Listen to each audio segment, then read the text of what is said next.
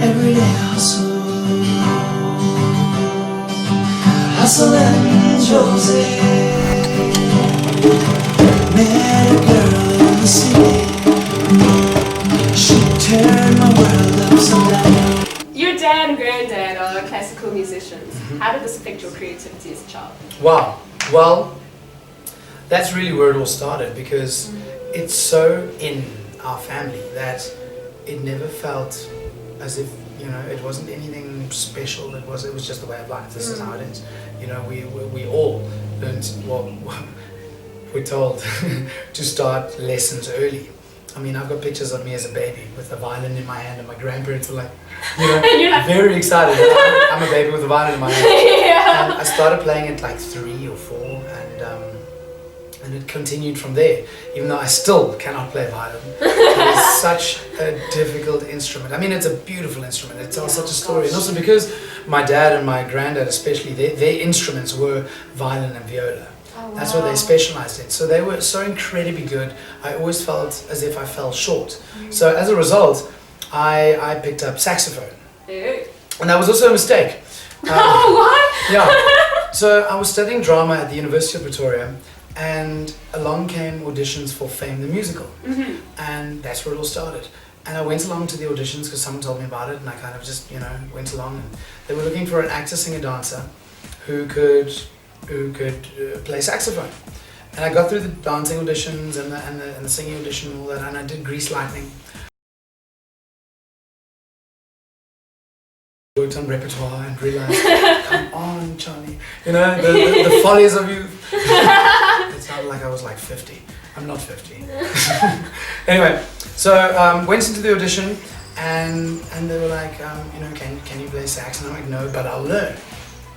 Wow. Which has also kind of become a thing, you know. If I don't have the skill set, like with the tap dancing, I'm like, okay, I think that if I really invest some time and go, you know, get classes from the right people, that I could, you know, not master the skill, but at least try and you know, carry it over.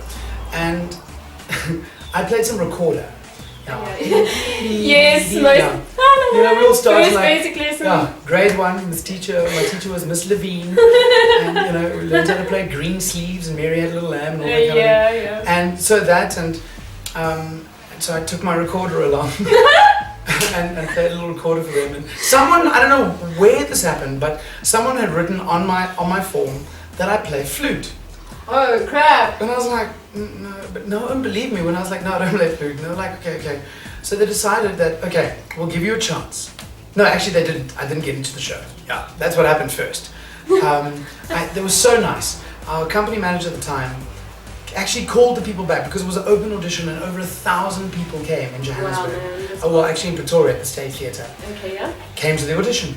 And it was very busy, and it was my first ever like really professional audition. It was really quite something, because there were people off the street, and there were also a lot of seasoned professionals there. And you know, you kind of see how they do things, and you're like, sheesh, my CV really feels a little inadequate now. Yeah. But you know, you play your card, and they saw something, I think, and so they said, come on, and they said, fine, we'll give you a saxophone audition.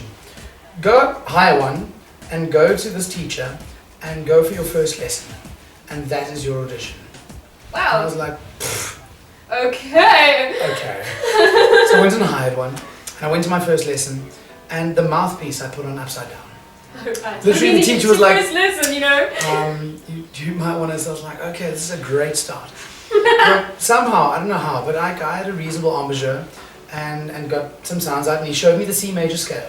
And there are similarities between sax and recorder. It's not the same, but there's similarities. And he showed me the C major scale, and I'm like, great. And we kind of started playing some stuff, which was very surprising and difficult and interesting. And they were sitting there evaluating this whole thing, and said, great, cool, all right, we're going to give you a shot. We're going to give you a shot. This was after about 2 weeks of them looking and not finding someone. They're like, okay, cool. Yeah, it's pretty hard to find someone who does everything, you know, who like, yeah. And like the guy in Australia was an incredible sax player, but his acting and his singing and his dancing wasn't that of musical theatre range, and so they wanted to try something different, coming from the character point of view, not from the musician point of view, and see how that works. And so I had about a month or less to learn how to play grade 5 saxophone music. I went to, my teacher was Kevin Davidson, and he wrote a piece, a grade 5 piece. That was not easy. And Just drilled you. there we go, cool, boom, there you go. You open on the opera at the State Theatre in 3 weeks. Lekker. And it was tough, you know, it really was tough. This piece of music was hard, and they sent the band, we were a little 3-piece, and they sent us into the dungeons of the State Theatre to go and practice and go become a band. You know, then we'll come up with the dancing and the acting and everything, we'll go back and become a band. And the week before we opened, just before we started our serious texts and our serious final dresses and that kind of thing, I still wasn't quite cracking it, because it's tough, it's a big ask. And the director came to me, who was an Australian director. They said, we're going to probably put on a recording. You have this weekend. You have this weekend, and if it isn't on par by Monday, and our weekends, had to make that choice. And our weekends are Sunday, you know, because you work 6 days a week. Yeah. It's like, well, then we're going to have to put a recording. And I probably played hours and hours and hours, but I came back on Monday and managed to get through the, like, you know, the final audition for Am I Going to Play Live? And it stayed. And then I played alto, and I ended up, Hazel Feldman Gracious let me buy the alto sax from the show, which I still have. Oh, wow. Now, yeah, how's guys? So this is my little alto sax that I played in Fame. This is actually the same one. I got it from production. It's a beautiful little Jupiter 800 series with silver with gold cladding. I've chosen a really nice little mouthpiece today. It's a Otto Link 5, so it's a nice little smooth vibe. And this is the piece that I played in Fame. And yeah, it's a really cool little guy. Here we go.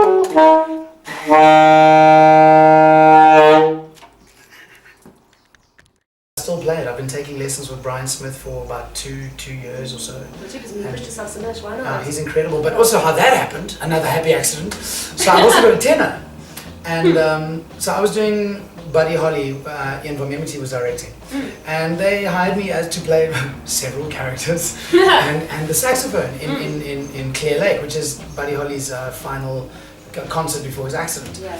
And you know, in rehearsals, and Ian comes to me and he's like, so you've got a tenor solo. And I'm like, cool. I play alto. It's like, no, but fine, we'll get one. I was like, wow, okay. So as a result, I made a deal with a company, said, okay, buy the tenor sax. Yeah. But then I'll buy it from you, you know, over the show, because they're really expensive pieces of equipment. And so like, this is going to be like a year run. Let me buy it over the run. And as a result, now I play tenor and alto. Awesome. Ridiculous, crazy, and wow. And also a couple of years ago I decided, wow, I'm not spending enough time on these incredible pieces of equipment that I have. So I started taking lessons from Brian, who was our saxophonist in Jersey Boys. Okay, and cool. he is wind. He plays everything. He plays all the saxes, all the claries, all the flutes, all the everything. He's really You're also a voice artist and currently on the daily radio show Heartbreaker. What are the similarities between projecting emotion for stage and radio? Well, it's such a cool medium to work in, and I'm quite new to the professional radio medium. I did some stuff in university and that kind of thing, but now working with this incredible team, you know, the class is really great, and Leon van Europe as the writer is really, wow, he's really doing some great things, because it's tougher than you think. You know, you've only got 3 characters in one ep, and you've got 5 minutes to like beginning, middle, end this guy, and you know, let it become part of like a long running series. We start off that it was just going to be, you know, a couple months and see how it flies, but the response that we've been getting is so good that, you know, they're thinking about books. The series is kind of open now, like, you know, let's see where this goes to. And also the more we record, because we come in on a Saturday and we record 20 eps. And what's the time period like? We kind of start at 8 o'clock in the morning and we're wrapped by 2. Wow. So it's getting a lot in very quickly. Yeah. I mean, the technicians that we're working with and Leon and you know, doing our kind of our prep and getting ready for it and that kind of thing. Getting it in the can is very exciting, and realize that is all that you have. All that you have is the voice. And it's also cool because I think it's my first romantic lead, you know, and I'm playing Sebastian Vermeulen, the Feyeboer van Evenaarskloof, you know, the fig farmer van Evenaarskloof. It's quite, you know, when I auditioned, Leon said he wants a specific voice, he wants a romantic voice, and he wrote the script that was killer. The audition script, he said, I'm gonna try to write an impossible script. Yeah. And see how you float, see how you deal, because if you can deal with this, you can deal with a series. Yeah. And I kind of like cheekily like, oh, you're looking for a stem, yeah, you're looking for a voice. Yeah, a swart hunks van a stem. Yeah. A black stallion of a voice. And he was like, you know, kind of looked at me in his way yes, and said that's actually like, what I'm looking for. Yes. And you kind of like, damn, now I've set the bar there. Oh. But yeah, playing this character and just growing with the cast. Because every time we come in and the writing, Leon writes, he's a sponge. He takes everything in and he writes very much for us and with us. You know, so that we get a really, it's all about how we gel together. You know, try to get that and get this flow. But just having the voice, just having the voice and using it to tell the story that way is a lot of fun. And just that mic technique and how to work with it. Yeah. And also realizing that it's quite limitless again. You know, everything has just endless scope, and the more you work in a medium and the more you work with a medium and in a medium, the more you learn to better tell stories, and that you can really paint a picture, you know. Very exciting. I love it. Really enjoy working on it. And then you've also been involved in international TV series like Homeland 4, Strike Back 2. Can you tell me how that differs from doing like some of the local TV series that you've done? I mean, which are also awesome. Well, TV's been a kind of strange thing. I mean, I did very little when I was a lot younger, my early 20s and that, just because I think it was like, I read very young on screen. And then in 2011, there was a really exciting period where I started at the beginning of the year and I like started with Binnelande Sub Judice. And it was very cool working on a soap, you know, at Stark Films. And then at the same time, I got cast in Sevendelon. Yeah. And there was one stage where I was shooting at the morning in Binnelande and then shooting in the afternoon at Sevendelon, and having this like crossover thing of working, you know, really at being at the coalface. And then at the same time, I got cast in Strike Back, which is this international production. Then going from working on South African local soap to international series, and the different kinds of approach and attack in terms of time and budget. Yeah. You know what I mean? Like, wow, we'd shoot Sevendelon the one day, then I get on a plane and fly to Cape Town, train and shoot and etc. Come back, shoot, go to Durban, shoot and come back, and just, what a cool experience. And just the way that they approach, they're so thorough. They've got such, they've just got more. So much from this. Yeah, they've got so much room. You know, they've got so much room to play because they've got so much bigger budgets to work with, and they can really like commit to things. Where, you know, what's cool about South African productions a lot is that our kind of crews that we have is we're very good at solving problems. We're very good at making things work. You know, we're both the international guys have got just a lot more room. You know, we have to make things work, and when you finally get to that place where there's a lot of breath, there's a lot of space to play. I then went on to Ordinary People, Angus Buchan's Ordinary People, which was my film debut. Yes. Which was then again exciting working in film, where you just shoot such fewer minutes in a day. You maybe shoot a minute in a day, a whole day, a 12-hour shoot. You only get like a minute out of that. But seeing how they really invest in telling the beauty of a story, and, you know, really like commit to, you know, finding the right shot in the frame, and the lighting should just be perfect, the performance, the photography, everything is just. And then it kind of went dormant a little bit. I got more into musicals and theatre and that kind of thing again. And then from about middle 2014, I kind of started picking up again. Came back with Jersey Boys, was on tour for a long time. We did Istanbul, and we did Seoul, and we did Kuala Lumpur, and we eventually came back and we finished with that, and kind of another long run that has become part of your quilt, another little square. Then I started working again into film and TV because I like to experience the different mediums and how to tell a story. Yeah. You know, I've been working in theatre the longest, so that is like, I'm so comfortable there, so comfortable. Yeah. With film and TV is still, you know, still trying to like, it's a different attack, a different this, a different technique. Yeah, you gotta be, hi! Yeah. Pull back a little.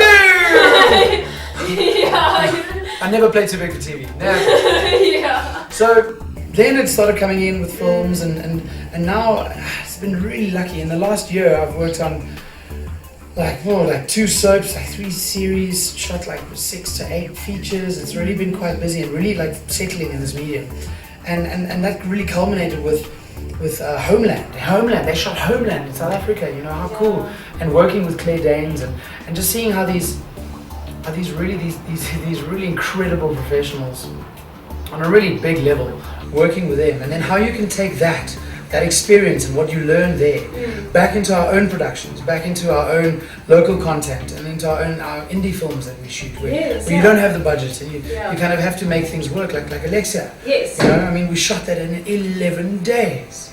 That's so mental. Yeah. We had this one scene, which is the restaurant scene, where we had like 12 pages of lock-off, where they just point a camera at you and you got to go. Wow. And we had 5 cameras on us, you know, and they just every go. angle just, you know, trying to capture a moment and cutting between a moment, because you know it's wonderful the stories that you can tell in film and the different attacks and places. So we had 12 pages of lock-off in a restaurant scene where it came in with coming in with the doorman, seating you down, introducing you to your waiter, waiting for your date coming, meeting that, now drinks, now starters, now dinners, you know, the whole thing. It was like we were shooting like 40 minutes of scene. wow. You know, it's a chunk of the film. In fact, it's a lot of the film. It's probably most of the film. And to shoot that in lock-off, we really, there's no cut, do again, you need to really bang it off, you know, because now we're trying to get continuity together. And then you can bring the experience that you have working in these other productions, you know, coming in here, and, you know, then they also shoot for some from Mzansi. Shot 2 Mzansi films last year, which were really an initiation by fire. I know not all companies are like this, but this company, it's very on the fly. It's very indie. And you got to go in day one kind of knowing your whole script, knowing your whole journey, because they can be like, right, we're shooting this now. I had this one situation where they shot, right, scene 101, 102, 103, right up to 113 in one, and you thought, I thought we were going to kind of split this up and, you know, take this piece by piece, but it's in one, and you've got a drone, you've got 3 cameras, and you kind of just like, go. And then working in these kind of hot situations makes it for when you do have the time and space, that you really can like, wow, this is a beautifully conducive space to work in, and you know, really you just try to get good work in the can. Yeah. Awesome, man. Okay, right, that's very good.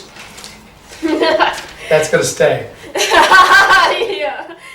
I've got a film coming out in December where I play 7 roles. It's very Cloud Atlas, and it's terrifying because you're like, just don't make a mess, just be good. That's what you want. Because we shot it like a year and a half ago, and you kind of go, woo, how was it? Film is terrifying in that sense that you have to wait so long before a product comes out, you know. And what's amazing is you can watch it, which is also terrible, because as an artist you're so critical of your own work, and you know, because you know exactly how you attacked this work, what techniques you employed, and how you grew and researched and worked on it, and you can see exactly where it went right and where you think it went wrong, and you kind of hope that it just works because you want it to work. And also you're playing such a specific small thing in a big thing, and you're just wondering, how's the style overall, how are you fitting into the overall story, etc.